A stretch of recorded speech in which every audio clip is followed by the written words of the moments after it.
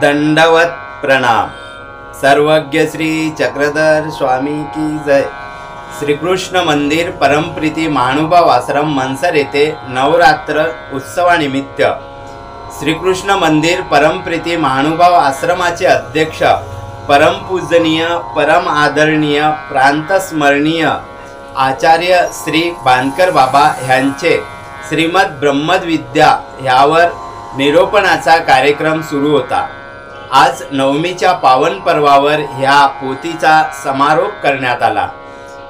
मागील काही दिवसापासून परमप्रीती महानुभाव आश्रमात सुरू असलेला मधुर हृदयस्पर्शी आचार्य बाबा यांचे मुखातून भगवान चक्रधर स्वामींच्या लीळा सुद्धा अवलोकन करण्याचा परमयोग आश्रमात उपस्थित संत महंत अच्युत गोत्री यांना लाभला।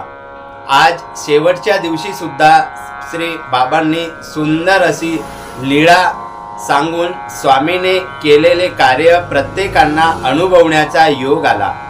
समारोपानंतर व्याकरणाचार्य राजशास्त्री बांदकर यांनी मागील काही दिवसापासून निरोपण सोहळ्यात अत्यंत मधुर वाणीतून लीळा सांगितल्याबद्दल बाबांचे व उपस्थितांचे आभार व्यक्त केले। आचार्य श्री बांदकर बाबा यांनी सांगितलेल्या स्वामींच्या लीळा सर्वांनी अवश्य श्रवण करावे। दंडवत प्रणाम। सामान्य स्त्रिया भेटी। एकदा स्वामी बाजारामध्ये जात असताना दोन्ही बाजूला बाजार भरलेला होता। त्यामध्ये दोन सामान्य स्त्रिया, एका सामान्य स्त्री स्वामी जवळ आली, स्वामींचा हात धरला आणि तिने आपल्या भिडाराला नेलं। तिच्यासोबत दुसरी आली आणि स्वामी बसले असताना तिने स्वामींचं चरणावर नतमस्तक झाली, स्वामींना विडा वळगवला, स्वामींना तांबूळ दिलं, पान दिलं। आणि दुसरी जे होती ते स्वामींना म्हणतात की जी माते द्रव्य अपार असे, माझ्याजवळ संपत्ती भरपूर आहे परंतु त्याचा उपभोग घेणारा कोणी पुरुष नाही। तेव्हा स्वामी त्या पहिल्या बाईकडे पाहतात आणि ती म्हणते, सर्गे परते, बाजूला हो, हे ईश्वरी पुरुष आहे, हे महात्म्य आहे, हे माय आहे, बाप आहे, तू असं कसं काय बोलते? तेव्हा त्या स्वामींनी त्या बाईकडे पाहिलं आणि ती परत पुन्हा तेच म्हणायला लागली की जिजी माते द्रव्य अपार असे परी दयासे भोगिता कवनी नाही, त्याचा उपभोग घेणारा कोणी पुरुष नाही। तेव्हा स्वामी परत त्या बाईकडे पाहते, ती म्हणते, सर्गे परते, परमेश्वर माय, परमेश्वर बाप, हे मायबाप आहे, यांना तू असं काय बोलायली? आणि त्यानंतर परत पुन्हा ती तिसऱ्यांदा म्हणते, तिसऱ्यांदा स्वामी त्याच पद्धतीने तिच्याकडे पाहते। त्यानंतर स्वामी म्हणतात की बाई, एकाचा भाव असा की तिच्या मनामध्ये आम्ही मायबाप म्हणून आहोत आणि एकाचा भाव असा की तिला आमचा उपभोग घ्यायचा आहे। अशा पद्धतीने स्वामी दोघी स्त्रियांचा भाव, दोन्ही सामान्य स्त्रिया आहेत परंतु दोघीचा भाव कसा आहे तो परमेश्वर सांगतात। तेव्हा स्वामी म्हणतात की बाई, भावासी काही राहो राणासे, भाव असा आहे का त्याला रंग नाही आणि राजा नाही, हा दोघांचाही भाव समानच, म्हणजे काही राव किंवा राणा नाही, हा उच्च किंवा हा नीच नाही, असा तो भाव आहे। मयिक युद्ध निवारणे। एक दिवस स्वामी बाजारामध्ये जात असताना तिथे दोन म्हैसा किंवा हल्या यांची टक्कर सुरू होती आणि ते सगळे लोक माळवादार उभे राहून पाहत होते। काही आपल्या घरावर उभे राहिले, काही उंच टेकडावर उभे राहिले आणि तिथे मधात कोणी जात नव्हतं। तेव्हा स्वामी त्या बाजार चौकामधून जात असताना सर्व लोक ओरडायला लागले की जिजी तिकडे जाऊ नका, तिकडे दोन म्हैसे म्हणजे लढाई करत आहेत। तेव्हा स्वामी त्यांच्याकडे पाहतात आणि स्वामी सरळ अगाधत्व स्वीकार करतात। तो दोघीच्या मधामध्ये जाऊन उभे राहतात आणि एकाकडे पाहतात तर त्याचा रोष शांत होतो, तो भुई घुंगत घुंगत निघून जातो। आणि तसंच स्वामी दुसरीकडे पाहतात, दुसऱ्या म्हैसाकडे पाहतात आणि त्याचाही रोष नाहीसा होतो। तोही भुई उंगत उंगत निघून जातो. तेव्हा सर्वचे सर्व स्वामींजवळ येतात आणि स्वामींना नतमस्तक होतात, दंडवत करतात आणि स्वामींना म्हणतात की जीजी आपण आलात म्हणून यांचा रोष नाहीसा झाला, हे निघून गेले आणि आम्ही वाचलो जी, नाहीतर आता मात्र यांनी कोणाला कोणाला प्राण घेतला असता, कोणाला कोणाला यांनी मारलं असतं. सोमवारी लोणारा जाणे. यानंतर सोमवारीच्या दिवशी पर्व असल्यामुळे सर्वचा सर्व लोणार तीर्थावर विजय केले. मग मुनीबाई म्हणतात की जीजी आज सोमवारी लोणार तीर्थावर यात्रा आहे, तिथे पर्व आहे, तरी चाला ना. तेव्हा स्वामी म्हणतात की चला आणि घ्या मात्रा. तेव्हा गोनेबाई या तिथे सर्व साहित्य घेतात आणि स्वामी लोणारला जातात. लोणारला कुठे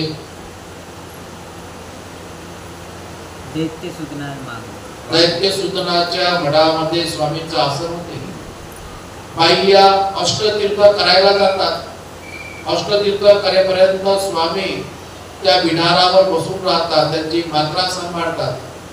त्यानंतर त्या बाया येतात. बाया आल्यानंतर स्वामी लोणार तीर्थावर गोमुखाकडे जातात. तिथे स्वामी चरण क्षालन करतात, त्याच्यात पाय टाकतात, पाय धुतात आणि नंतर मग दैत्य सुदनाच्या त्या वायव्य कोणाकडे स्वामींचं आसन होते. त्यानंतर तिथे रात्री मुक्काम होतो. दुसऱ्या दिवशी परत पुन्हा ते उठतात, स्वामी परिसराला जाऊन येतात.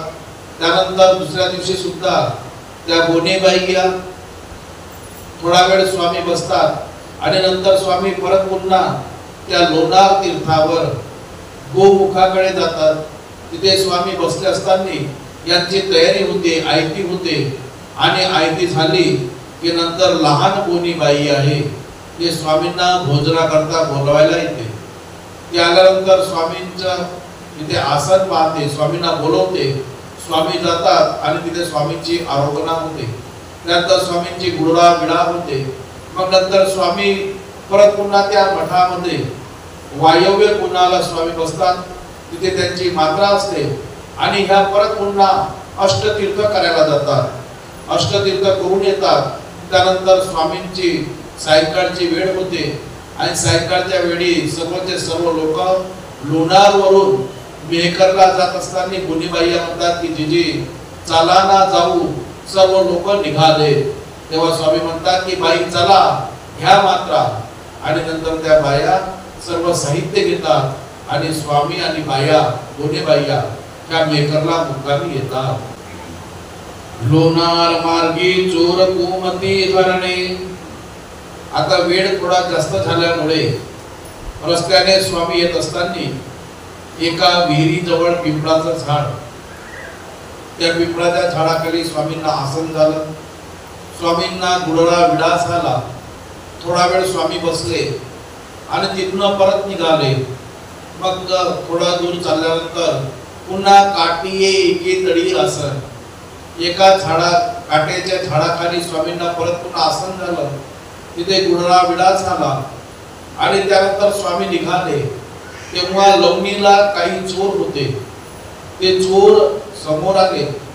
तेव्हा बाई ओरडायला लागली की बाबा बाबा चोर. तेव्हा स्वामी म्हणतात की उगी असा घेऊ नका. आणि असं म्हटल्यानंतर त्या शांत झाल्या. स्वामी पुढे झाले. समोर चोर आले आणि त्या चोर समोर स्वामी म्हणतात की तुम्ही जे करायला आले ते का करत नाही. तेव्हा ते म्हणतात की जीजी आपण गोसावी, आपल्याजवळ कसं काय असं करायचं पोटकर. तेव्हा स्वामी म्हणतात की हे जे आहे आपल्याजवळ ते तुम्ही घेऊन टाका.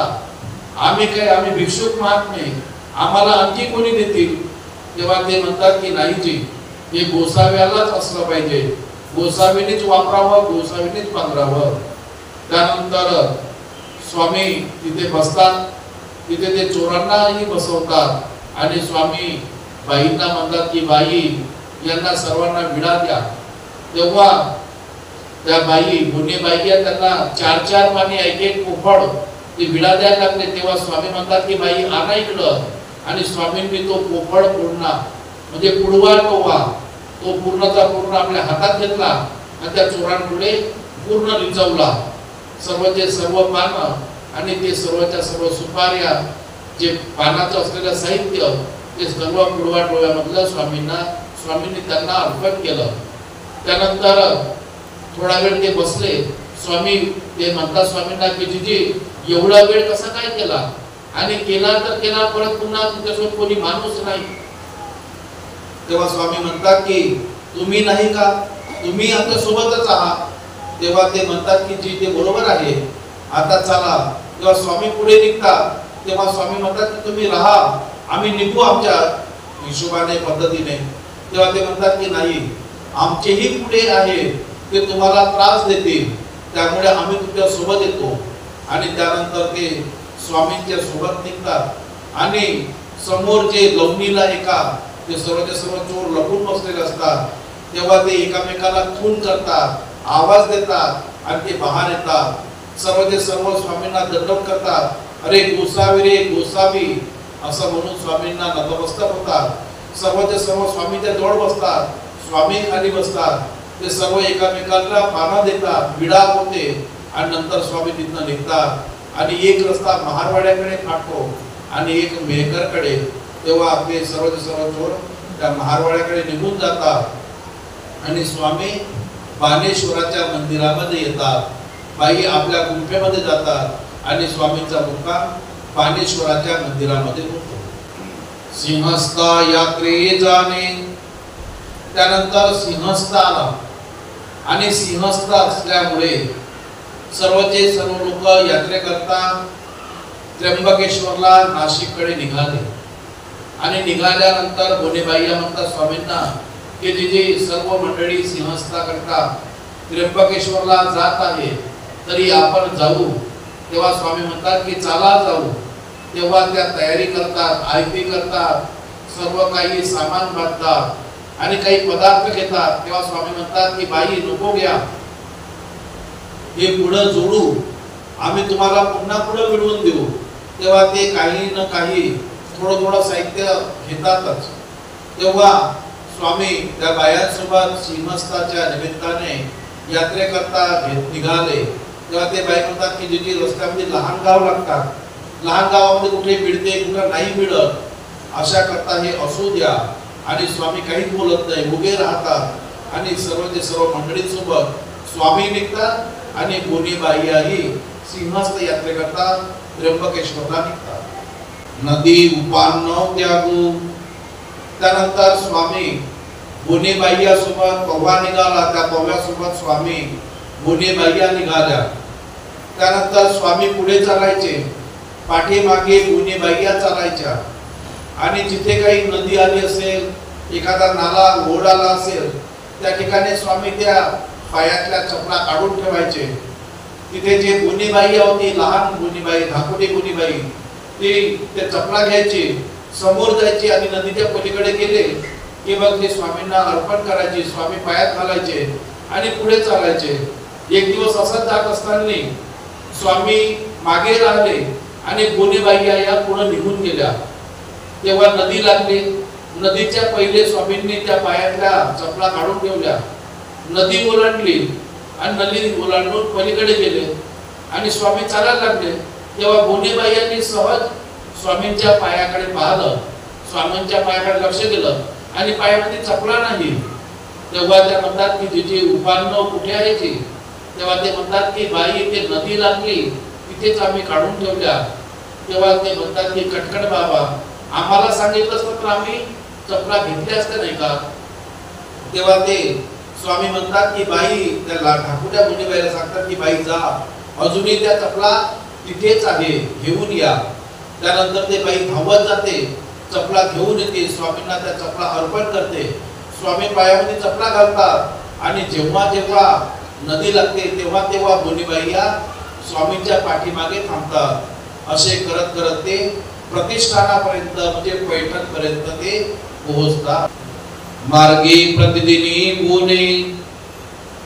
मग असं करत असताना नित्यदिनी ज्या ठिकाणी मुक्काम व्हायचा तिथे पव्वा उतरायचा. लोक ज्या ठिकाणी भरपूर गर्दी राहायची अशा ठिकाणी स्वामींचा पण मुक्काम व्हायचा, बोनेबाईयाचा मुक्काम व्हायचा.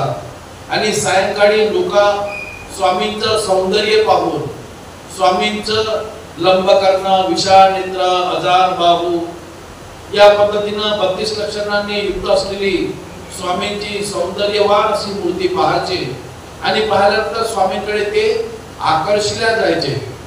आणि स्वामींकडे आकर्षिल्या गेले की ते लोक आपल्याजवळ असलेले पदार्थ ते स्वामींना अर्पण करायला आणायचे. सायंकाळच्या वेळी सर्व पदार्थ ते स्वामींच्या समोर ठेवायचे. आणि स्वामींच्या समोर ठेवल्यानंतर स्वामी म्हणायचे की बाई, यातलं तुम्हाला काय लागेल ते घ्या आणि बाकी ज्याचं त्यांना परत करा. मग ते बोनेबाईया जे त्यांना आवश्यक वस्तू असायच्या तेवढंच घ्यायच्या आणि बाकी सर्वचे सर्व पदार्थ ज्याचं त्याला परत करायच्या. तेव्हा स्वामी त्या बोनेबाईयाकडे पाहतात आणि बोनेबाईया म्हणतात की जिजी, तुम्ही नको नको म्हणत होते तर आम्ही बळजबरीने काही कणिक घेतले, काही तांदूळ घेतले, काही गहू घेतले, काही डाळी घेतल्या, काही मसाल्याचे पदार्थ घेतले, तेच आता आम्हाला वध झालं जी. तेव्हा स्वामी म्हणतात की बाई, तुम्हाला म्हटलं होतं की ज्या ज्या गावात जाऊ तिथे तिथे आम्ही तुम्हाला मिळवून देऊ, आता काय, आता चला घेऊ. असं म्हणून स्वामींचा पुढचा प्रवास रात्री व्याडी झाली. स्वामींचा गुडरा झाला, विडा झाला, बोनेबाईयाचं भोजन झालं आणि रात्री मुक्काम, तिथे निद्रा झाली. दुसऱ्या दिवशी स्वामी पुन्हा निघाले, पोवा निघाला आणि बोनेबाईया निघाल्या. रावस गावी महादेव पाटकाचा पाणी भातो, बाबुड सिंगा आरोगण. त्यानंतर हा पोवा रस्त्याने निघाला. सर्व पोव्यांसोबत स्वामी आहेत, बोनेबाई आहे. त्यानंतर रामस गावला तो पोवा पोहोचला. त्या ठिकाणी स्वामींचा मुक्काम झाला. सकाळी सच स्वामींना तृषा भूक लागली. स्वामींनी भुकेची प्रवृत्ती स्वीकार केली. इकडे बोनेबाईया तो तीर्थाचा गाव, त्या बाया काही तीर्थ करायला गेल्या. त्यामुळे स्वामी तिथनं उठले आणि महादेव पाटकाच्या गुंफेमध्ये गेले. स्वामींनी दोन्ही दारसंख्या दोन्ही दरवाजाच्या हातात धरल्या, आतमध्ये डोकावलं आणि तो महादेव पाठक समोर बसलेले होते. ते स्वामींना पाहतात आणि स्वामींना नतमस्तक होतात, स्वामींना दंडवत करतात आणि म्हणतात की ये जोजी याची आतमध्ये. मग स्वामी त्याच्या गुंफेमध्ये जातात. महादेव पाठक स्वामींना बसायला आसन टाकतात. स्वामी आसनावर उपविष्ट होतात आणि नंतर स्वामी त्या महादेव पाठक स्वामींसाठी ताट तयार करतात. तिथे पाणी भाताची आरोगणा आणि बाबूळ शेक्याची भाजी हे स्वामींना तिथे आरोगणा होते. त्यानंतर तो स्वामींना विडा देतो. विडा स्वामी स्वीकार करतात आणि थोडा वेळ स्वामींचा तिथंच निद्रा होते. इकडे बोनेबाईया तीर्थयात्रा तीर्थ करून येतात आणि तीर्थ करून आल्यानंतर भोजन तयार करतात. स्वयंपाक झाला आणि नंतर मग लहान बोनेबाईला त्या बोनेबाईया पाठवतात की स्वामीला बोलवू ना. आणि त्यानंतर स्वामीला ते बोलवायला येतात. स्वामी त्या बोनेबाईया सोबत जातात. तिथे स्वामींचं आसन होते. आसन झालं की तिथे त्या बोनेबाईया स्वामींना भोजन देतात. आज उशीर झाला जी, आम्ही तीर्थ करायला गेलो त्यामुळे स्वामींना आज आरोग्याला उशीर झाला असं म्हणून त्या खंती करतात. नंतर स्वामींचं भोजन होते आणि नंतर गुडरा विडा पान स्वीकार करते आणि नंतर स्वामींचा तिथे मुक्काम होतो. प्रतिष्ठानी बाईसा भेटी. त्यानंतर रामसगाववरनं बोनेबाईया पोवा आणि स्वामी निघाले. पोव्यासोबत स्वामी भोगावती पर्यंत आले आणि त्यानंतर बोनेबाईया समोर निघाल्या. स्वामी म्हणतात की बाई तुम्ही पुढे जा, आम्ही येतो मागून. तेव्हा बोनेबाईया म्हणतात की तिची एक गाव एक शहर खूप मोठा आहे. इथं हात सरळ हात न सरे. इथं कोणी जर चुकला तर तो लवकर सापडत नाही जी. तेव्हा स्वामी म्हणतात की बाई आम्ही असे येऊ चोचवीत आम्ही असे विचारत येऊ. तेव्हा त्या बोनेबाईया या पुढे निघून येतात ते भोगावतीला मात्रा ठेवतात, आंघोळ करतात, नंतर मात्रा घेऊन पुढे येतात आणि बाईसाची आणि त्यांची उडकी राहते तर बाईसाच्या गुंफेमध्ये येतात, बाईसाजवळ बसतात आणि स्वामींचं गुणवर्णन सांगायला लागतात.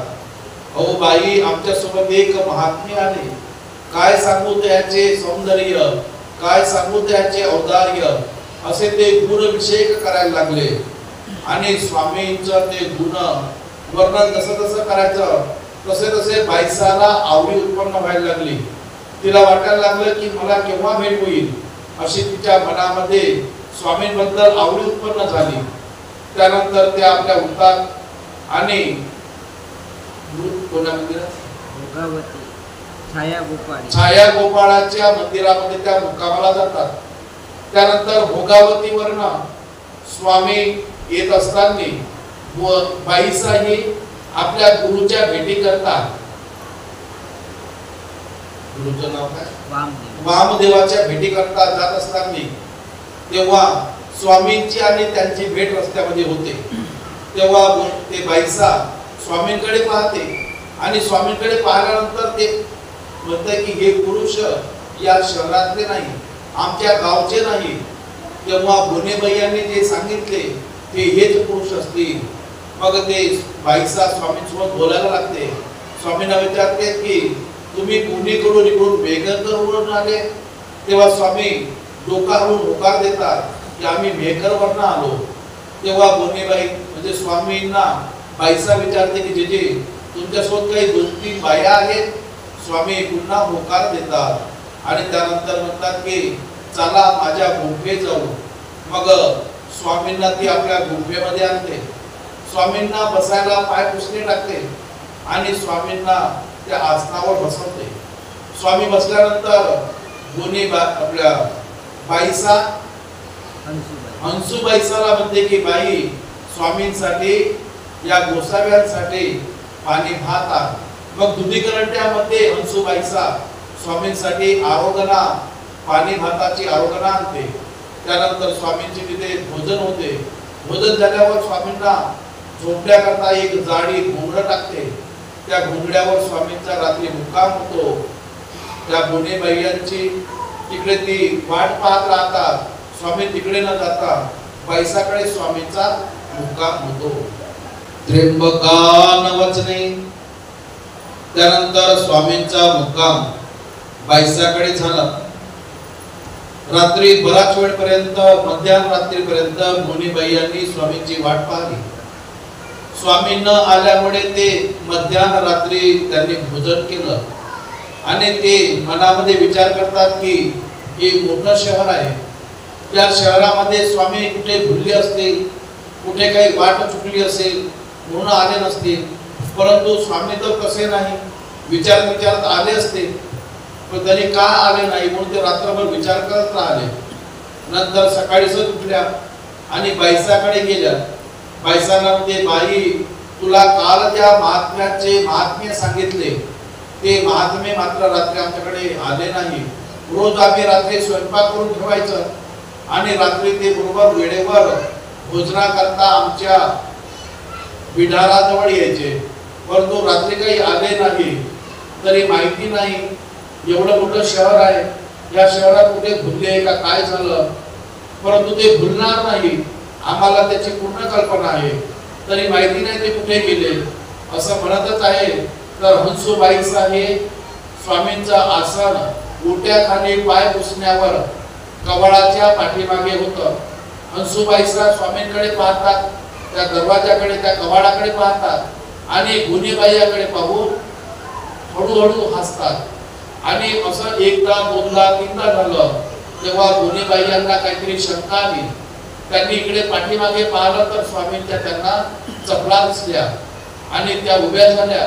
दरवाजाच्या मागे पाहतात तर स्वामी कवळाच्या मागे त्या ओट्याच्या खाली पाच पुष्कळ बसलेले आहे. तेव्हा भोनेबाई त्या बाईसांना रागवायला लागतात, का बाई, आमचे स्वामी गोसावीत असताना तू आहे नाही किंवा मला दिसले नाही असं कसं काय म्हटलं? इथे आहे म्हणून आम्हाला सांगायला पाहिजे होतं ना.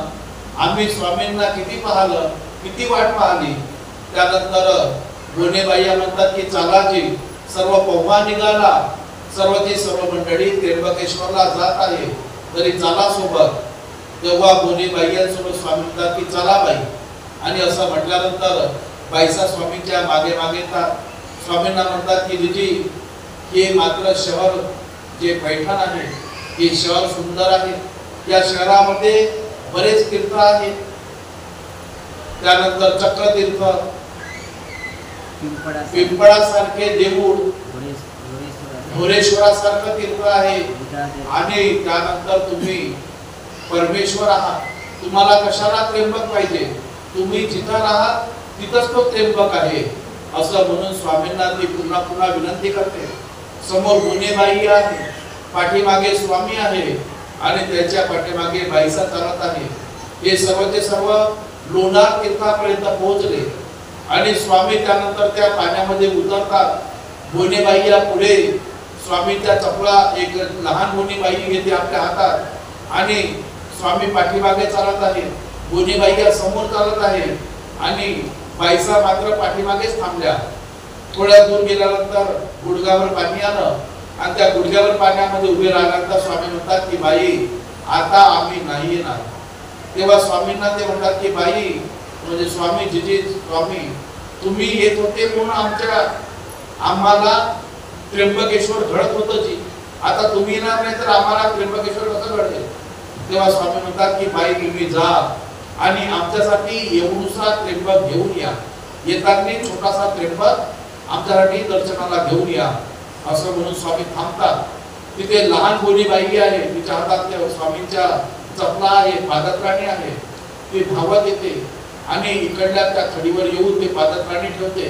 स्वामी परत येतात, पायामध्ये त्या चपला घालतात आणि स्वामी परत होतात. तेव्हा स्वामींना ते गोनेबाई म्हणतात की जीजी आतापर्यंत आम्ही तुमच्या सोबत होतो, आमच्या मनामध्ये काही ओघ नसत, आमच्या मुखातून काही कमी अधिक शब्द निघाले असेल, तुम्हाला चालताना बोलताना काही वाकडं बोलण्यात आलं असेल तर आम्हाला क्षमा करा. असं म्हणून गोनेबाई या स्वामींना दंडवत करतात आणि गोनेबाई या पुढे निघतात. स्वामी इकडे पाठीमागे पैठणकडे येतात. तेव्हा उंच टेकडावर बाईसा उभी असते आणि बाईसा स्वामींना पाहते आणि अत्यंत हर्षान्वित होते, आनंदित होते. स्वामी बाईसापर्यंत जातात आणि स्वामी बाईसाजवळ गेल्यानंतर बाईसा म्हणतात की भले केले जी आपण त्र्यंबकेश्वरला गेले नाही.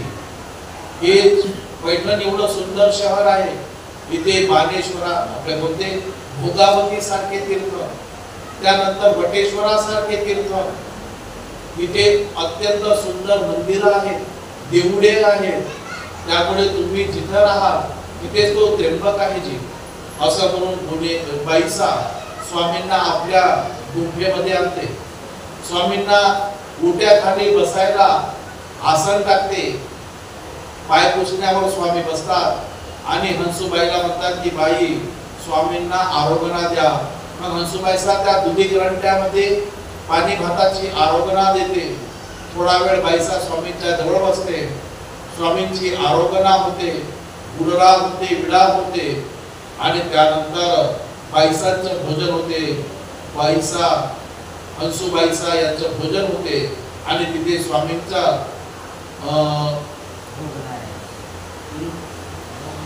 भोग नारायणाच्या मंदिरामध्ये त्या सांगतात बाईसा की जीजी आपण भोग नारायणाच्या मंदिरामध्ये रात्रीला मुक्काम करा. दिवसा दुपारी भिक्षा मागून आम्ही आणू, ते तुम्ही भिक्षेचं भोजन करा. सायंकाळी व्याडीला पाणी भाताची आरोग्यना करा आणि तुम्हाला जेवढे दिवस इथे बरं वाटेल, चांगलं वाटेल तेवढे दिवस तुम्ही राहा. आम्हाला फरक समजू नका, आम्हाला आपलं समजा. असं म्हणून ते बाईसा पुन्हा पुन्हा स्वामींना विनंती करतात. दंडवत हो.